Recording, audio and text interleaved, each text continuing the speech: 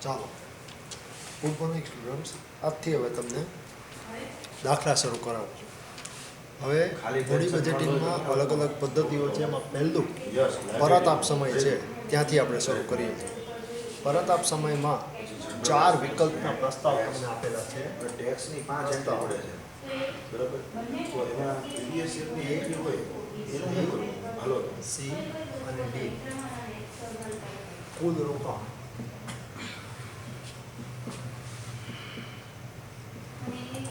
અને પછી અંદાજિત રોકડ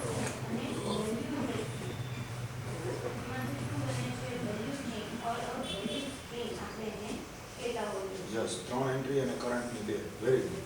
નહીં, તું જીવનની અડધું વાંચો. કરંટ 3 ચારેયમાં 40,000 અને છે. પ્રીવિયસની 2. ક્લિયર? જો ભાઈ બધા સાંભળજો, આમ સમજાય લે.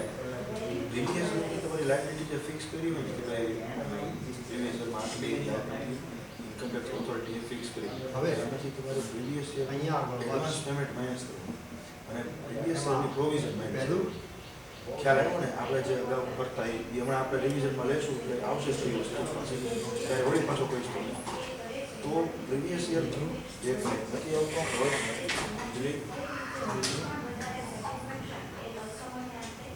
આવે છે, ઓકે, આવજા કરે છે એવું થાય છે ને? ચોથું આમાં 5,000 હા, એક જ મિનિટ હું ફરી વાર જોઈ દઈ જાઉં. એને બીજું ચોથા વર્ષમાં કાંઈ નથી આવતું.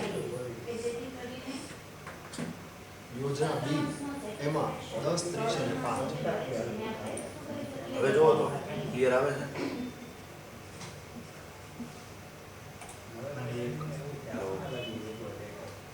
યોજના કમાં 15, 10, 10 અને 5.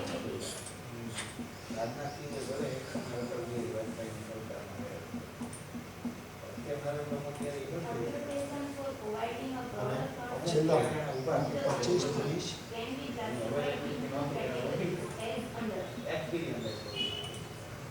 20 અને 10.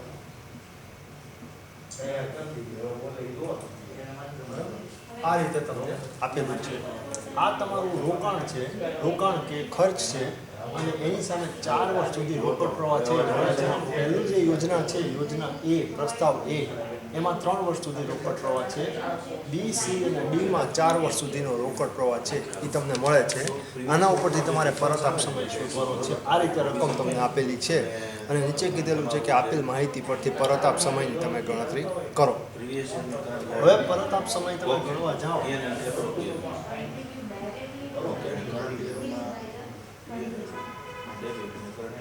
તો યોજના બેલેન્સ શીટમાં હોય એ રોકડ પ્રવાહ એટલે હે ને પ્રીવિયસ યરનો ડિફરન્સ હોય શિવાંગી, પૂરી આખી ટોટલ એમાઉન્ટ નહીં. ક્લિયર ને? ઓકે.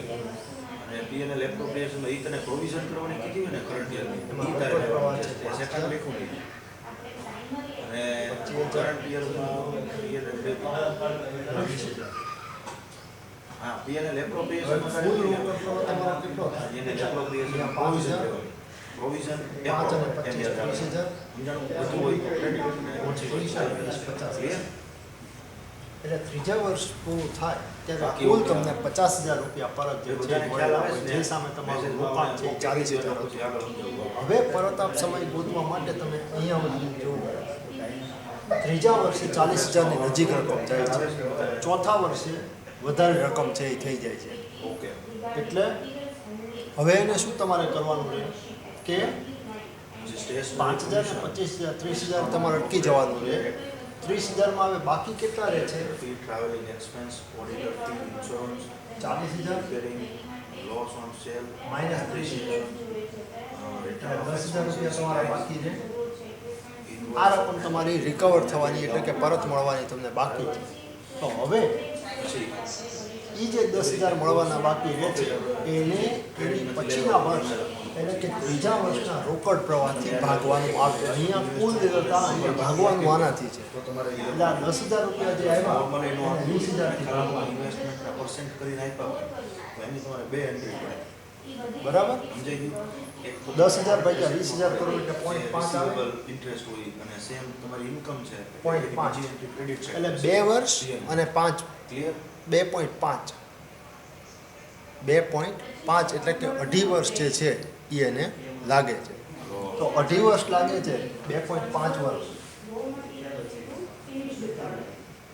હવે અમુક સમયે તમને મહિનાની અંદર ગણવાનું કીધું હશે. આ જે 0.5 છે ને એને મંથની અંદર કન્વર્ટ કરવાનું. તો એ વખતે શું કરવાનું? પોઈન્ટ પછી જે વેલ્યુ આવી હોય ને એને 12 થી ગુણી નાખવાનું. એટલે 6 DRFI ના ઇન્ટરેસ્ટમાં છે ને જેમાં કે તો 2 વર્ષ લાયબિલિટીમાં DRF હોય ને એમાં છ તમે વર્ષ. વેલ્યુ આવું થાય. અને બીજું જે સમજાઈ ગયું આટલી વસ્તુ? તારી ઇન્કમ છે અહીંયા આગળ તમે શું કર્યું? એને તારે 40,000 માંથી 30,000 બાદ કર્યા. શું કામ? બીજે વર્ષે તમારા 30,000 થઈ જશે. બીજે વર્ષે તમે જોવા જાવ તો વધી જાય છે. વધવા નહીં દેવાનું.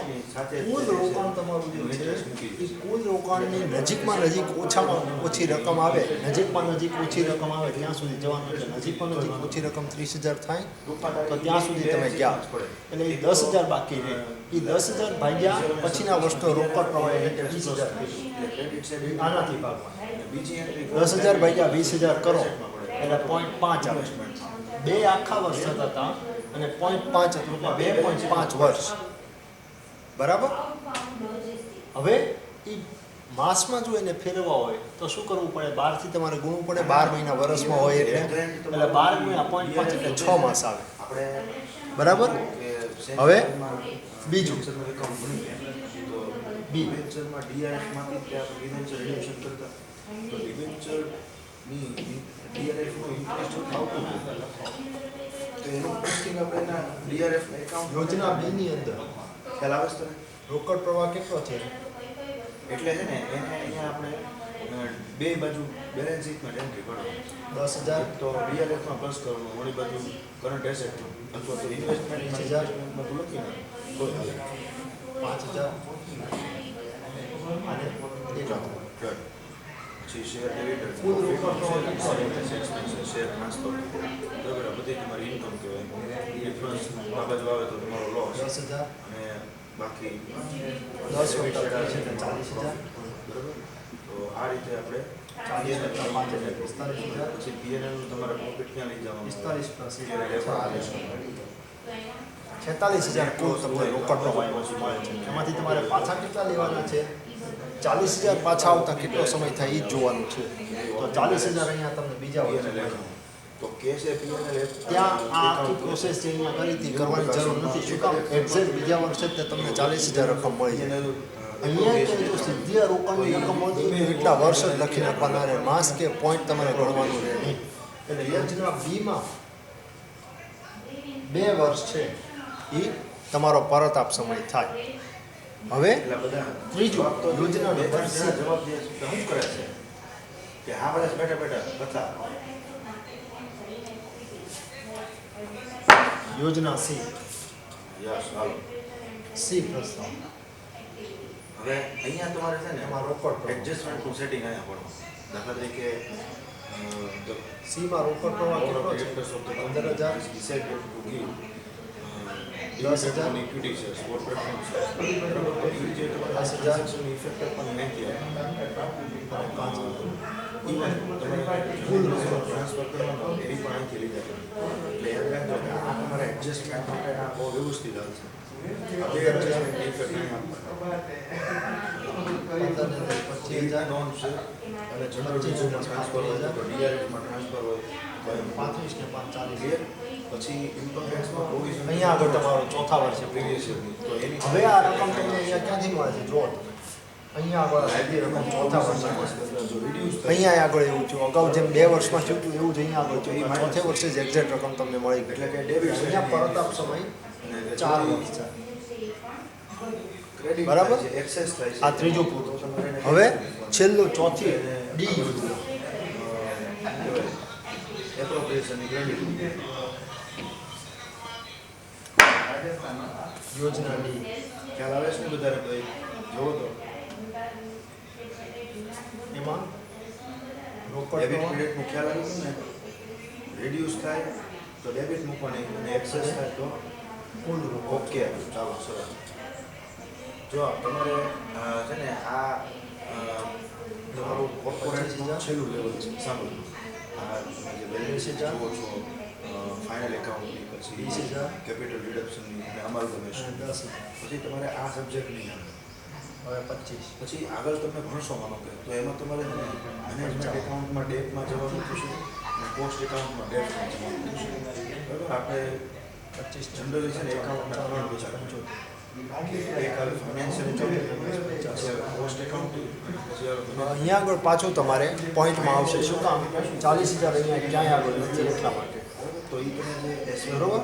ઇવન ડીવાયમાં જે કોર્પોરેટ લેવલ હવે એ તમારે કરવું હોય તો હવે શું કરવું પડે જુઓ તમે ટ્રેડિંગ આ 25,000 મળ્યા એક વર્ષ બીજે વર્ષે 55,000 થઈ જાય જે આ 40,000 થી વધારે થાય તો તમારે ક્યાં ક્યાં અટકી જવું પડે એક વર્ષે જ અટકી જવું પડે એક વર્ષ પરિસ્થિતિ આપી કે ભાઈ કંપની હવે પોઈન્ટમાં ગોતવા માટે મેં શું કીધું હતું પરિસ્થિતિ છે આ 40,000 માંથી જેટલા રિકવર થઈ ગયા હોય ને કુલ રોકડ પ્રવાહી બાદ કરવા માર્જિન મળે અને 40,000 માંથી પ્રોડક્ટ બંધ કરવી હોય તો કહીને 25,000 બાદ કરવા એમાં જે ડિસિઝન લેવાનો હોય ને જે એટલે 15,000 બાકી. તો એ ટોપ લેવલનો મેનેજમેન્ટ 15,000 રૂપિયા બાકી રહ્યું એકાઉન્ટિંગ આ જે વધતી જે અમાઉન્ટ છે અત્યારે તમે સેમ એને વાગ્યા. 6 માં પછીના વર્ષમાં એટલે કે બીજા વર્ષનું રોકાણ કરાવે પછી એવી રીતે એટલે 15,000 વાગ્યા 30,000 માં અત્યારે ટીવાય ભણવાનું શરૂ સેમ 5 અને 6 માં એટલે પોઈન્ટ પાંચ કોઈ વસ્તુમાં તમે મેન્યુફેક્ચરિંગ કરો એટલે તો મેન્યુફેક્ચરિંગ 1.5 વર્ષ પર યુનિટ 1.5 વર્ષ એટલે કે 0.5 ગુણ્યા 12 કોસ્ટને તમે કેમ રિડ્યુસ કરી શકો અને એ રિડ્યુસ થયા પછી એટલે જ્યારે તમે કોઈ એક કેલ્ક્યુલેશન વર્ષ. કરો છો તો કેવી રીતે 6 માસ તમે એના પછી ડિસિઝન લઈ શકો આ તમારા મહિનાની અંદર આવી આ ફેરવતા ખાસ ધ્યાન રાખજો જો આ ન ફાવે તો આ સીધું 1.5 વર્ષ લખો તો તોય ચાલે પણ આ લખશો એની અસર જુદી પડશે એટલા માટે આ તમને શીખવાડું બહારથી ગુણી જ નાખવાના છે આવી ગયો બીજું કોઈ એની અંદર ફેર જે નથી ફાઇનાન્શિયલ એકાઉન્ટ છે એ તમે ચારે ચારની અંદર તમારા પરતાપ સમય જે છે એ પૂરો થશે સપોઝ તમે એમબીએ કરો કે એમકોમ હવે તમને એની અંદર મેનેજમેન્ટ રેન્ક આપવાનું કે છે એટલે કઈ રેન્કમાં યોજના જે છે એ તમારે સિલેક્ટ કરવી પૂરો થઈ ગયો તો ખ્યાલ આવી ગયો આખી વસ્તુ મેં તમને આખી ઇન્ટ્રોડક્શનની બેઝિક વાત એટલા માટે કરી કે આપણા જે મૂળ એકાઉન્ટ છે બરાબર તમે બરાબર યોજના તમારે સિલેક્ટ કરવાની આવે તો યોજના ગ્રેજ્યુએટ થયા અને તમને કોઈ પૂછે બરાબર કે ઇન્ટરવ્યુ પરતાપ સમય આ મેં હું તો આપણને ખબર હોવી જોઈએ બરાબર એટલે આ વસ્તુ અને છેલ્લી કોલમની અંદર તમારે આપવાનું રહે થઈ ગયું બધાને પસંદગીનો ક્રમ ઓકે તો ગઈકાલથી જે છે એમકોમ વાળાની પરીક્ષા શરૂ થઈ છે પહેલો પેપર જુઓ એટલે હવે એકાઉન્ટનો હતો એમાં તમારે કેમ કોસ્ટ હું લઉં છું સોરી કોર્પોરેટ હું લઉં છું એમાં ત્યાં કોસ્ટ એકાઉન્ટ 2 આવે છે એક હું લઉં છું ને કવિ છે મારો પેપર ગઈકાલે ગયો અને સારો રહ્યો અને બધાને આવ્યું અને પરતાપ સમય કેટલો આવ્યો હતો જે છે ઇકોનોમિક 2 વર્ષ 6 માસ આવતીકાલે જે છે એ માર્કેટિંગમાં પેપર તો એ માર્કેટિંગ સબ્જેક્ટ જે છે એ તમારે નવો છે 2 વર્ષ બરાબર તો આ બધી વસ્તુ જે છે તમને નવા એરિયા તરફ લઈ જાય છે 4 વર્ષ કામમાં કેમ તમે એક સ્મોલ 1 વર્ષ છે ઉપર તમે કામ કરતા હો માઇક્રો લેવલ ઉપર તો એના ઉપર તમને એ લઈ જશો તો હવે મૂળ વસ્તુ હવે તમે જુઓ કે કઈ યોજના શ્રેષ્ઠ કહેવાય એમાં તમારે પસંદગીનો ક્રમ આપવાનો હોય કઈ યોજના તમે પહેલી સિલેક્ટ કરો અને કઈ યોજના તમે છેલ્લી સિલેક્ટ કરો તો પરતાપ સમય જેમાં ઓછામાં ઓછો આવતો હોય ને એ પહેલી યોજના સિલેક્ટ કરે પછી એનાથી થોડોક વધારે પરતાપ સમય હોય એ બીજી યોજના સૌથી છેલ્લે ચોથી યોજના કઈ આવશે કે જેમાં સૌથી વધારે પરતાપ સમય હોય તો સૌથી ઓછો પરતમાં શેમાં છે 1 વર્ષ 6 માસ તો એ યોજના નંબર 1 અથવા પસંદગીનો ક્રમ અથવા અગ્રતા ક્રમ પહેલું પછી અહીંયા આગળ જુઓ 4 વર્ષ છે 2 વર્ષ છે 2 વર્ષ છે એટલે 2 વર્ષ વાળું પકડવું પડે તો આ 2 છે 2 વર્ષ વાળું પણ એમાં આમાં 2 વર્ષ છે ને આમાં 2 વર્ષ 6 માસ છે એટલે 6 મહિના વધારે લાગે છે એટલે એને બી યોજનાને બીજો નંબર પછી આ તો સીધું 2 વર્ષ અને 4 વર્ષ જ છે એટલે 2 વર્ષમાં 3 ત્રીજો નંબર આવે અને આમાં ચોથી હવે તમે જુઓ સૌથી વધારે જે પરતાપ સમય હતો એમાં તમારે ચોથો ક્રમ આવ્યો અને સૌથી ઓછો પરતાપ સમય 1 વર્ષ 6 માસ હતો એમાં તમારે પહેલો નંબર આવ્યો આવે છે હવે બરાબર.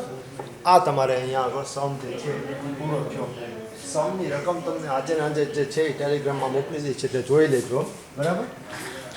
એક સમ એટલા માટે તમને કરાવું છું કે વાંધો ન આવે. બરાબર. હવે આની પછીના લેક્ચરની અંદર આની પછીના સેશનની અંદર આપણે બીજા સમ ઉપર આમાં છે એ જોશું. બહુ બેઝિક સમ છે એ અત્યારે શરૂ કર્યો છે. આમાં જે અલગ અલગ પ્રકારના સમ આવે છે એ પછી તમને શરૂ કરાવડાવીશ. બરાબર. ધીરે ધીરે આપણે સમ ઉપર આગળ વધતા જઈશું. પહેલાં 2 કે 3 સમ ઇન્ડિવિજ્યુઅલ એક મેથડવાળા લઈશ.